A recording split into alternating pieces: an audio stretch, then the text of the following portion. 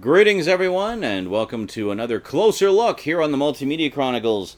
So today, last time we talked about the Spider-Man 60s series. I've got more Spider-Man stuff. Maybe we'll do a closer look at those at some point. But I kind of wanted to just focus on the 60s series last time. This time, I thought we'd take a look at a franchise that just can't seem to get a break in live-action movie territory, but they've had some great animated shows over the years. I'm, of course, talking about the Fantastic Four. And the Fantastic Four. And the Fantastic Four. you kind of see a pattern here, eh? And I thought we'd also throw the Silver Surfer into the mix just because. We're not going to talk about the movies. Well, okay, I'll talk about it briefly here. I've got the extended edition of the first movie. As far as I'm concerned, this is the one to watch.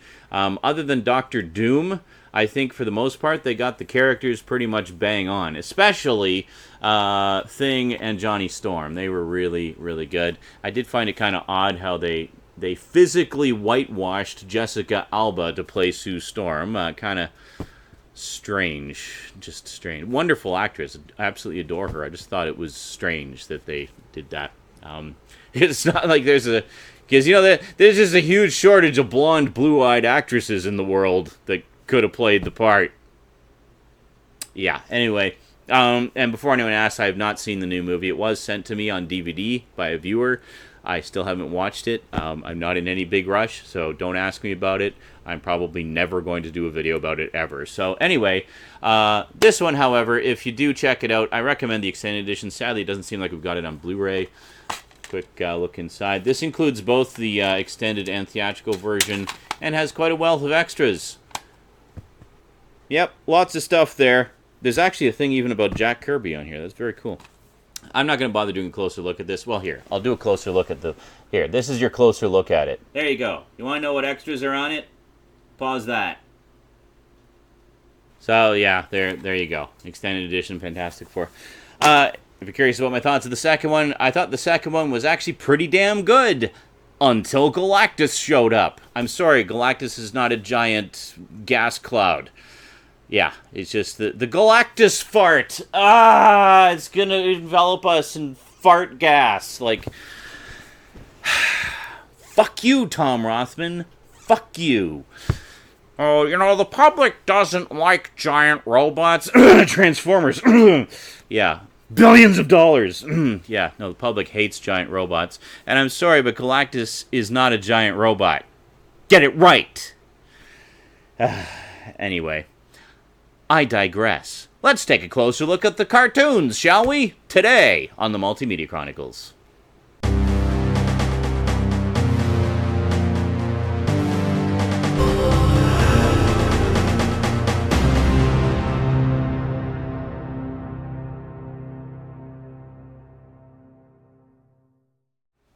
Welcome back. Alrighty, well, let's not waste any time. We got a lot of sets to go through, so let's head on down to the black box and check them out. Fantastic Four, up the yin-yang, today on the Multimedia Chronicles. I already did that part. Let's go to the black box. Alright, well, let's go chronologically, shall we? So first up, we have the 1978 Hanna-Barbera series of the Fantastic Four. This was the first one I ever saw as a kid. So I knew nothing of the Human Torch. It was all about Herbie the Robot for me. And being a kid, Star Wars generation, robots were cool. And that's probably why they had a robot in it, actually. But, yeah. And contrary to popular belief, it was not that producers were fearful that kids would set themselves on fire if they showed the Human Torch. No, apparently the Human Torch, they were looking at doing a different series based on the Human Torch.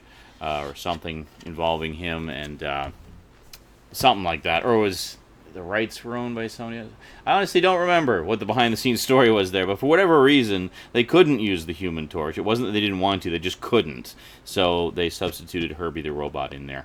And Herbie the Robot was not in the comics. He was actually invented for the show. I do believe he has since been incorporated into the comics, actually. And here we go. I was talking last week about how, why didn't the Fantastic Four volume have a blue case? Well, this one does. Check it out. As it should be. Fantastic. So we got episodes 1 through 7 there, and episodes 8 through 13 there. So 7 on one, 6 on the other. That's how you do a 13-episode series in a 2-disc set. You spread them out across the 2 discs as evenly as you can. And then we actually have a booklet with it as well. Yay, for booklets. Love it when there's a booklet. So there we go. Check that out. And let's take a closer look at the booklet, shall we? So here we go. So very nice. And as you can see, there was a lot of... This isn't even close to all of them, but there was a lot of Marvel animated shows released in the UK that we did not get over here at all. So here we go, sort of comic book style. We have a breakdown of all 13 episodes, and yeah, pretty cool. And you get little screenshots of each one as well. So very, very nice. Oh, look, you even got the Impossible Man. Gotta love the Impossible Man. Yeah, that was a big deal to me because I actually have some Spider-Man comics from back then that featured the Impossible Man, and he was always a lot of fun. Well, actually, I mean, he was fun when you were a kid, because he was just a mischief maker and could change shapes and was just always making life hell for Spider-Man. But I don't know. As an adult, maybe a little too childish of a character, but whatever. So anyway, there's the 78 series, only available in Region 2 land. Here in Region 1 land, we did get a complete series release of the 1994 to 95 animated series. Now, I remember when this originally came on, it was paired up with Iron Man. So you'd have Fantastic Four and Iron Man back to back. And I thought, you know, on the one hand, I liked the fact that the first season was kind of reminiscent of the 60s comics. It had that sort of cheese factor to it. This does have some special features as well. But honestly, in terms of the tone and the stories and such, the first season was kind of lacking. The characterization of Doctor Doom in it was just terrible. And then the second season rolled around, and holy moly, it was like a whole new series. Like, why didn't they do the whole series like that? And I think it would have lasted longer if they had done the whole series like that. Because, I mean, you got to understand, this came out in the era of the Spider-Man animated series and the X-Men animated series. So this was the attempt to bring more Marvel heroes into animated form and cash in on that success. And they just kind of dropped the ball with it with the first season, I think, by making it too kind of childish. But the second season more than made up for it. But I think, unfortunately, by that point, most viewers had bailed because the first season was so lacking. And that is that. So we'll just pop these out and take a look underneath. So there you go. Yeah, you think they would have kind of lined it up more with the disc art, but oh well, whatever. Missed opportunity. You know what I mean, right? Like, you get those cases where the disc art is duplicated underneath, so it's like you take it out and you get a black and white version of the disc art or something. Or there's like the Family Guy sets where they have other stuff, or they have like part 1 of the little sequence on the disc art, you take it out, and part 2 of the little sequence is underneath. And it's something funny happening, you know. So there you go. So pretty good. I gotta say also, the first season theme song is really painful. You've got the Human Torch dissing the lyrics of the theme song for their improper grammar, and I kid you not, that's grammatical. He actually says that in the song. So yeah, it's kind of painful. And then the second season, they just had this epic orchestral music, which is really, really cool. And the characterization of Doctor Doom is definitely fixed in season 2, and he is a freaking force to be reckoned with. So you got 13 episodes of meh, and I can't get that in there. Let's put it this way, because that little lip, right? And then 13 episodes of absolute epicness. By the same token, the Iron Man series that accompanied this, exactly the same thing. The first season is very kind of so-so, has a very painful theme song, but the second season is fantastic, and it's the Iron Man series that it should have been from the start. It even has the I Am Iron Man thing from that metal song that we all know. So very cool. very good stuff. Definitely check that out when you get a chance. And then finally, we have the 2006 series, which it says the complete first season, but it's actually the complete series. They only did one season. Thankfully, it was a long season, so it's 26 episodes long. So this one season is the same length as this 2 seasons. So, very cool. This was really good, actually. I really liked this a lot, and I powered through this in just a few sittings. I was completely just blown away by it. It's very, very well done. Very quality writing. Just some great stories and great characterizations of the characters as well. This is more kind of inspired by the Ultimates, like the Ultimate Fantastic Four line. We've got kind of a wittier, hipper, cooler Reed Richards, and you got a lot more. You got a lot of banter between the Thing and Human Torch. But yeah, great stuff. This was also released in individual volumes. But honestly, if you can track down this set, in fact, I'll find it for you, and I'll put an Amazon link in the description. I mean, look at this. Look at this artwork. It's just fantastic. Dr. Doom was an absolute force to be reckoned with. You got the Skrulls. You got Mole Man, played primarily for laughs, as he should be, because he's a ridiculous character. And there you go. So this is a 4-disc set, appropriately enough. And we'll just take... Well, I guess they're all 4-disc sets. 4 discs for the Fantastic Four. So there we go. So we just take a look. See, there you go. Same disc art underneath. So there is no question as to where each disc goes. But really, really nice packaging on this one, I gotta say. Like, they really did a nice job. I think the problem was it didn't do particularly well. Oh, man, just look at that. Just epic artwork on there. It's fantastic. It didn't do particularly well, I think, because this was in the wake of the 2005 live-action movie. This was obviously meant to be a cash-in on that. They were obviously expecting that to be more successful than it was. And, well, what can I say? We all know how that went. But there you go. And like, some people were complaining that... oh, I guess you don't see it. Do you see it here? Oh, actually, it is different. Never mind. So we got the Thing with his shirt off, Thing with his shirt on. You got Johnny all nicely dressed, and then in his Fantastic Four outfit. Now, did we have something like that on the other one, and I totally missed it? I did, didn't I? So we got Reed in his lab coat and in his Fantastic Four outfit. See, there you go. This is what I was talking about. And then we got Sue in her, daily clothes, and then in her Fantastic Four outfit. So. Very nice indeed. I don't know how I did not notice that. And then, check this out. We've got issue number 1 of Ultimate Fantastic Four. So what I say, it's based more on the Ultimate line. Well, here you go. If you want a taste of that, it's right here. So very cool. Very nice little sort of small reprint edition. This is, as far as I know, this is the complete issue as well. So, very cool. I remember reading this at the time and thinking, wow, I need to pick this up. This is really good stuff. I'd really like to check out a lot of the Ultimate line, actually. A viewer a while back sent me... Was it a viewer? Or yeah, I think it was a viewer sent me the first volume of Ultimate Spider-Man, which is fantastic. It's really, really good.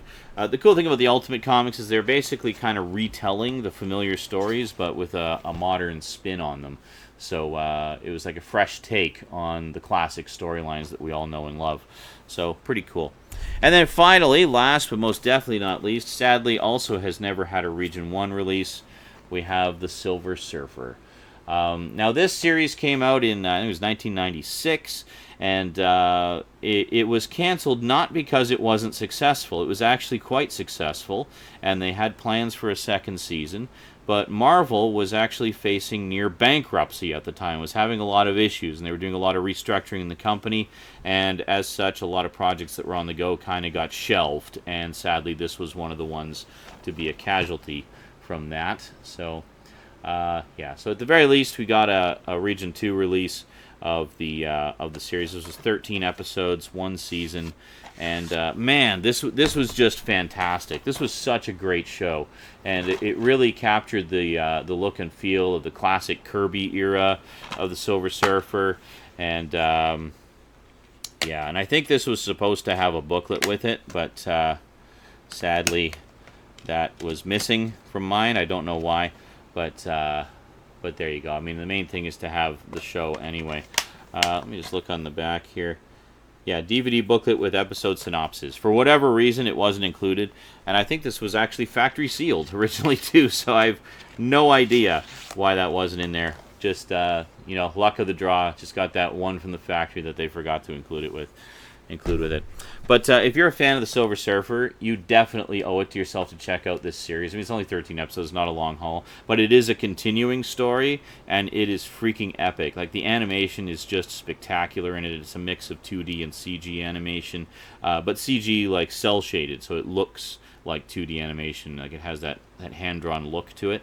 And it's just fantastic. It really just gives you the best kind of representation of the Silver Surfer when he was soaring the spaceways, and initially doing the bidding of Galactus and then revolting against him, and it's just an epic storyline. So really great stuff. If you're a fan of the cosmic side of the Marvel Universe, then this is ground zero, man. This is as cosmic as it gets. So great stuff. So there we go. So we got lots of Fantastic Four action. Just going to pull back a little bit. We don't have the Fantastic Surfer. Yes, there we go. I can't quite get it around the tripod, so there you go. More or less, Fantastic Four, 3 series of excellence. Now, I mean, one's got to wonder. I mean, they've done the cartoons right for so many years. Why can't they do the live action series right, or the live action movies right? Like, I just don't get what the problem is. It seems like it would be really simple to adapt it properly. I don't know why they've had so much trouble doing the movies. And there you go. So, yeah. So if, like me, you're kind of disappointed with the movies, the latest one in particular, which I have really, honestly, I have little to no interest in even watching it, to be perfectly honest. Oh, I should mention the Roger Corman one. The Roger Corman one, which, funny enough, is probably the most faithful adaptation of the Fantastic Four ever committed to live-action film.